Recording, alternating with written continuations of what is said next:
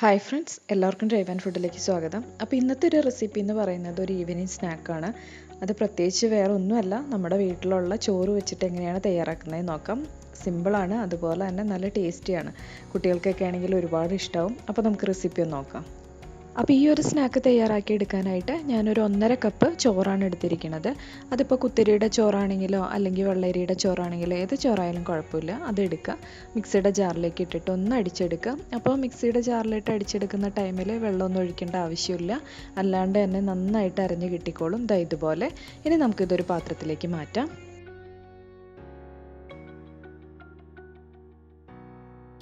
ഇനി ഇതിൻ്റെ കൂടെ ഞാൻ ചേർത്ത് കൊടുക്കുന്നത് 1 കപ്പ് റസ്ക് പൊടിച്ചതാണ്. റസ്കിൻ്റെ പൊടി അല്ലെങ്കിൽ ബ്രെഡിൻ്റെ പൊടി ആയാലും കുഴപ്പമില്ല. നമ്മുടെ വീട്ടിലുള്ള ബ്രെഡോ റസ്കോ ഇതുപോലെ എടുത്തതിന് ശേഷം മിക്സിയിലിട്ടൊന്ന് പൊടിച്ചെടുത്തതാണ്. ഇനി ഇതിൻ്റെ കൂടെ നമ്മൾ ചേർത്ത് കൊടുക്കുന്നത് ഒരു മീഡിയം സൈസിലുള്ള സവാള ചെറുതായിട്ട് അരിഞ്ഞതാണ്. അതിൻ്റെ കൂടെ തന്നെ ഞാനൊരു ചെറിയ പച്ചമുളക് ചെറുതായിട്ട് അരിഞ്ഞതും ചേർത്ത് കൊടുക്കുന്നുണ്ട് എരിവിനായിട്ട്. ഇനി ഇതിലേക്ക് നമുക്ക് ചെറിയൊരു ഇഞ്ചി ചെറുതായിട്ട് കൊത്തിയരിഞ്ഞതും കൂടി ചേർത്ത് കൊടുക്കാം. പിന്നെ കുറച്ച് കറിവേപ്പില ഒന്ന് ചെറുതായിട്ട് അരിഞ്ഞതും കൂടി ചേർത്ത് കൊടുക്കാം. ഇനി ഒരു കളറ് കിട്ടാൻ വേണ്ടിയിട്ട് ഒരു 1/4 ടീസ്പൂൺ കാശ്മീരി മുളക് പൊടി അല്ലെങ്കിൽ സാദാ മുളക് പൊടി ചേർത്ത് കൊടുക്കാം. അതിൻ്റെ കൂടെ തന്നെ ഒരു 1/4 ടീസ്പൂണിൽ കൂടുതൽ ഗരം മസാലയും കൂടി ചേർത്ത് കൊടുക്കാം. ഇനി ആവശ്യത്തിനുള്ള ഉപ്പും കൂടി ചേർത്ത് കൊടുത്തിട്ട് നന്നായിട്ടൊന്ന് മിക്സ് ചെയ്തെടുക്കുക. അപ്പോൾ മിക്സ് ചെയ്തെടുക്കുന്ന ടൈമിൽ ചെറുതായിട്ട് വേണമെങ്കിൽ ഒന്ന് കുറച്ച് എണ്ണയൊന്ന് തടവി മിക്സ് ചെയ്തെടുക്കാം. അപ്പോൾ കയ്യിലൊന്നും ഒട്ടിപ്പിടിക്കില്ല.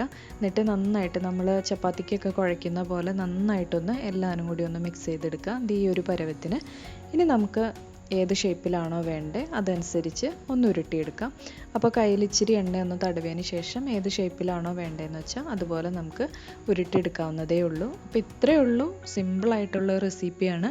അപ്പോൾ നമുക്ക് ഒന്ന് ഉരുട്ടിയെടുക്കാം.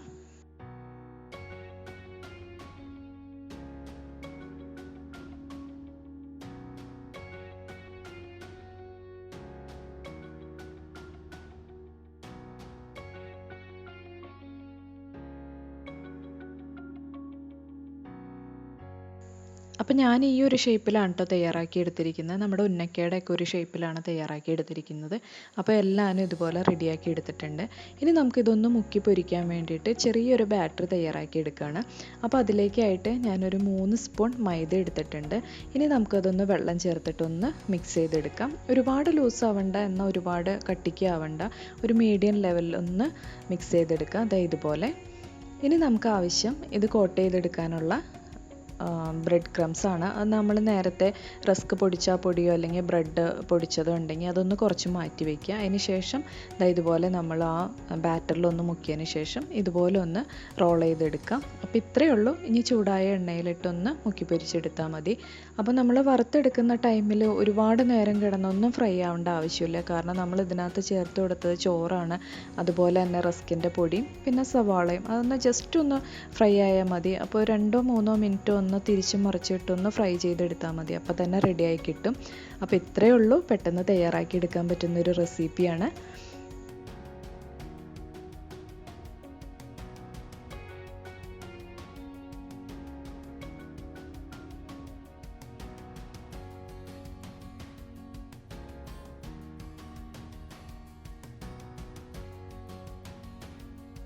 അതുപോലെ തന്നെ നമ്മൾ ഫ്രൈ ചെയ്തെടുക്കുന്ന ടൈമിൽ ഒരുപാട് തീയങ്ങ് കൂട്ടിയിടണ്ട, ഒരു മീഡിയം ഫ്ലെയിമിലിട്ടിട്ട് തന്നെ കുക്ക് ചെയ്തെടുക്കാം. പിന്നെ നമ്മൾ കോരിയെടുക്കുന്ന ടൈമിൽ ഫ്ലെയിം ഒന്ന് കൂട്ടി വെച്ചിട്ട് കോരിയെടുക്കാം. അപ്പോൾ ഒരുപാട് എണ്ണയൊന്നും നമ്മുടെ ആ സ്നാക്സിൽ പിടിക്കില്ല.